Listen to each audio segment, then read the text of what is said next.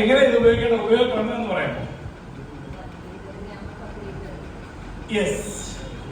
Soil health fruit special ആണ് നമ്മൾ തെങ്ങിന് ഉപയോഗിക്കേണ്ടത്.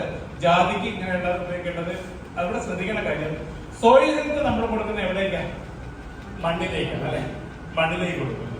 ഫ്രൂട്ട് സ്പെഷ്യലോ പോസിബിൾ ആണെങ്കിൽ നമുക്ക് ചെടിയിലേക്ക് സ്പ്രേ ചെയ്യാം. അങ്ങനെ അല്ലാത്ത കണ്ടീഷൻ നമുക്ക് മണ്ണിൽ കൊടുക്കാം. അപ്പൊ ശ്രദ്ധിക്കേണ്ട കാര്യങ്ങളാണ്. അപ്പൊ ഏറ്റവും അനുയോജ്യമായ സമയം ഇതാണ്. എന്ത് ചെയ്യാം? സോയിൽ ഹെൽത്ത് നമുക്ക് മണ്ണിൽ കൊടുക്കാം.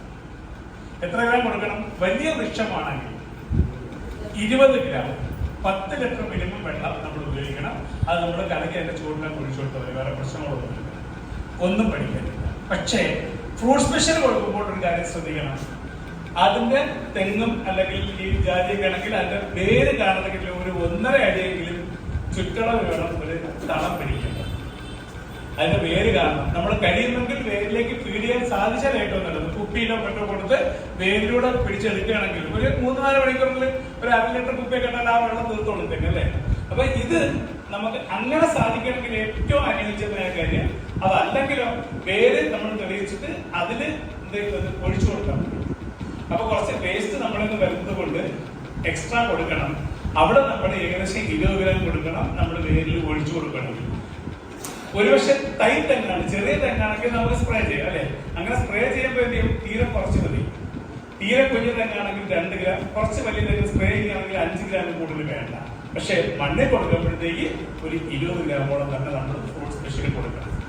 ഇത് കൊടുത്ത് ഈ മാസം, അപ്പൊ ജൂൺ, ജൂലൈയിലും ഓഗസ്റ്റിലും സെപ്റ്റംബറിലും നമ്മൾ ഫ്രൂട്ട് സ്പെഷ്യൽ കൊടുക്കണം.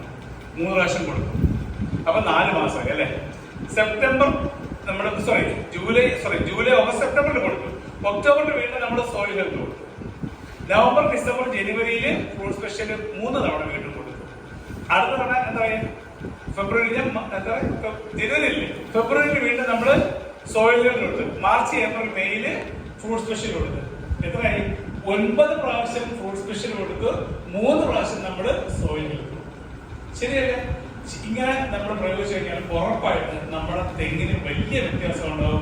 ഇന്ന് കാണുന്ന മഞ്ഞ തെങ്ങിന് നല്ല പച്ചപ്പുള്ള പോലെ അല്ലേ? ഇല്ല സാറേ? ഇതായിരുന്നു സാറിന്റെ കുഞ്ഞുനാളിലെ ഉണ്ടായിരുന്ന തെങ്ങിന്റെ ഓലയുടെ സ്ഥിതി. അത്രയോ അല്ലെ? ഈ ഓല മാറി പച്ച ഓലയായിട്ട് മാറുന്ന കണ്ടു ബോധ്യപ്പെടാൻ സാധിക്കും. അതിന് 1 വർഷം കാത്തിരിക്കേണ്ട കാര്യമില്ല. രണ്ടാമത്തെ പ്രയോഗിക്കുമ്പോൾ തന്നെ നിങ്ങൾക്ക് കാണാൻ സാധിക്കും. ഇനി മറ്റൊരു കാര്യം, തെങ്ങിൽ നിന്ന് കൊഴിഞ്ഞു പോകുന്ന വെള്ളക്കയില് അത് വീണ്ടും തേങ്ങയായിട്ട് കിട്ടുമ്പോ അതിന്റെ ലാഭം മതി നിങ്ങൾക്ക് ഇതിന്റെ പൈസ കൊടുക്കാൻ. അത്ര എഫക്റ്റീവായ സാധനമാണ്. അതാ സാറിന് ഗ്യാരണ്ടി ആയിട്ട് നമുക്ക് പറയാൻ പറ്റും. ഉൽപാദനം നമുക്ക് ക്ഷമത കൂടും, ഉൽപാദനം കൂടും, തെങ്ങിന്റെ ആയുസ് കൂടും അല്ലെ? ആരോഗ്യം മെച്ചപ്പെടും, രോഗം വരുന്ന പ്രശ്നം ഇല്ലാതാവും. ഓക്കെ, അപ്പൊ ഇത് ഫ്രൂട്ട് സ്പെഷ്യല്